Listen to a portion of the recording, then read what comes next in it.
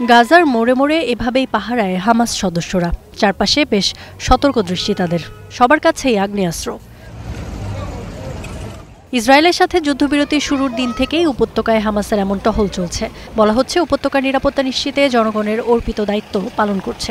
টানা 2 বছর লড়াইয়ের পরও যেন আগের সক্ষমতা একটুকুও কমেনি গাজায় নির্বাচিত শাসক গোষ্ঠীটির। তবে গাজা যুদ্ধের শুরুই তো এই হামাস নির্মূলের উদ্দেশ্যে। হামাসকে নির্মূল করতেই ইতিহাসের ভয়াবহতম গণহত্যা চালালো ইসরায়েলি সেনাবাহিনী। চলমান যুদ্ধবিরতি চুক্তির মুখ্য সমঝোতাকারী মার্কিন প্রেসিডেন্ট ডোনাল্ড ট্রাম্পের স্পষ্ট বক্তব্য, হামাসকে অস্ত্র সমর্পণ করতে হবে। বলা হচ্ছে চুক্তির অন্যতম প্রধান শর্তও এটি। তবে সেই হামাসই উপত্যকায় সদর্পে ফিরেছে রাতারাতি। কিন্তু কতদিন? হামাসেরই বা ভবিষ্যৎ কি? সেই প্রশ্নই উঠছে। মাঠে শক্তিশালী উপস্থিতির পর নেতাদের বক্তব্যে এটা নতুন করে পরিষ্কার হতে শুরু করেছে যে খুব সহজে নতি স্বীকার করবে না হামাস। রাজনৈতিক শাখার সদস্য মোহাম্মদ নাজ্জালের বিশেষ সাক্ষাৎকার অন্তত সেই ইঙ্গিতই দিচ্ছে। যুদ্ধবিরতির দ্বিতীয় ধাপ সরাসরি হামাসের নিরস্ত্রীকরণের সঙ্গে সম্পর্কিত। এ নিয়ে প্রশ্নের জবাবে নাজ্জাল জানালেন, দ্বিতীয় ধাপ বাস্তবায়নে যেসব শর্ত আছে তাতে তারা এখনো রাজি হননি। এ নিয়ে আলোচনা চলমান। বলেন, অস্ত্র সমর্পণ তারা করতেও পারেন যদি কিছু বিষয়ের সমাধান আগে হয়।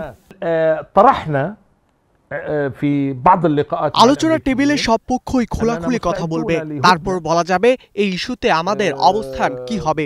একটি বিষয় মাথায় রাখা জরুরি, গাজা এখন পরিবর্তন চলছে।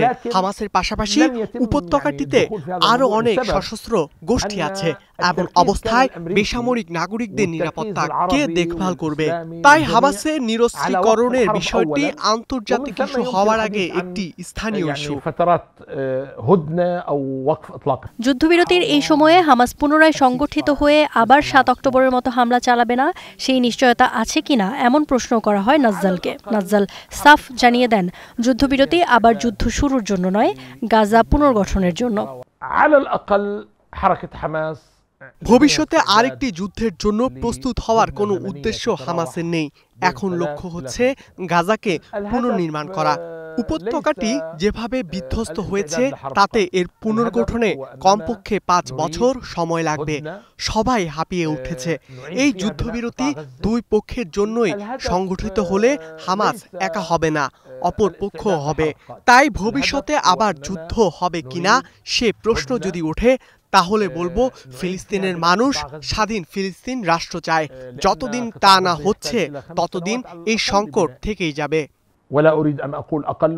হামাসের নিরস্ত্রীকরণ হলে ইসরায়েল কি পারমাণবিক অস্ত্র ছাড়বে কিনা সেই প্রশ্নও তোলেন হামাসের রাজনৈতিক শাখার সদস্য নাজ্জাল। হামাসের নিরস্ত্রীকরণ নিয়ে কথা বলতে গেলে বেশ কিছু প্রশ্ন ওঠা স্বাভাবিক।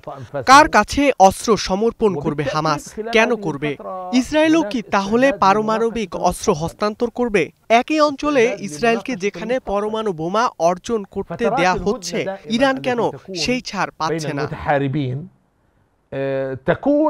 সরাসরি না বললেও হামাস নেতার কথায় স্পষ্ট ইঙ্গিত মেলে সহসাই অস্ত্র ছাড়তে নারাজ হামাস। তবে নির্বাচন হলে ক্ষমতায় যাওয়া জনপ্রতিনিধিদের কাছে অস্ত্র হস্তান্তরে কোনো আপত্তি নেই বলেও জানান তিনি। পুরনো প্রতিদ্বন্দ্বী ফিলিস্তিনি কর্তৃপক্ষ গাজার নিয়ন্ত্রণ নিতে চাইলে হামাস কি মনোভাব দেখাবে তাও খোলাসা করেছেন নাজ্জাল। গাজায় যে ত্রাণ ঢুকছে সেগুলো যাতে লুট না হয়, হামাস মাঠে না থাকলে তা কিভাবে নিশ্চিত হবে? বেসামরিক নাগরিকদের জীবনের সুরক্ষা কে দেবে? সামাজিক মাধ্যমে ট্রাম্প নিজে গাজায় সক্রিয় থাকা অন্যান্য গ্যাংকে ইভিল গ্যাং বলে অভিহিত করেছেন। পরিস্থিতি ঠান্ডা হলে সাধারণ নির্বাচন হোক, এটাই আমরা চাই। নির্বাচিত দলের কাছে ক্ষমতা হস্তান্তরে আমাদের কোনো আপত্তি নেই। ফিলিস্তিনি কর্তৃপক্ষ যদি ক্ষমতায় আসতে চায় ব্যালট বক্সের মাধ্যমে আসুক, তাহলে তো আমাদের আপত্তি থাকার কোনো জায়গা নেই। এ সময় ইসরায়েলি জিম্মিদের মরদেহ হস্তান্তরে ধীরগতি নিয়ে সৃষ্ট জটিলতা প্রসঙ্গে হামাসের এই নেতা আবারও তুলে ধরেন কারিগরি ও ব্যবস্থাপনা সংক্রান্ত ঘাটতির কথা। গাজায় বিভিন্ন স্থানে রাখা মরদেহগুলো খুঁজতে প্রযুক্তিগতভাবে উন্নত দেশগুলোর সহায়তা নেওয়ার চিন্তাভাবনা চলছে বলেও জানানো হয়। Ifat Khandakar, Star news.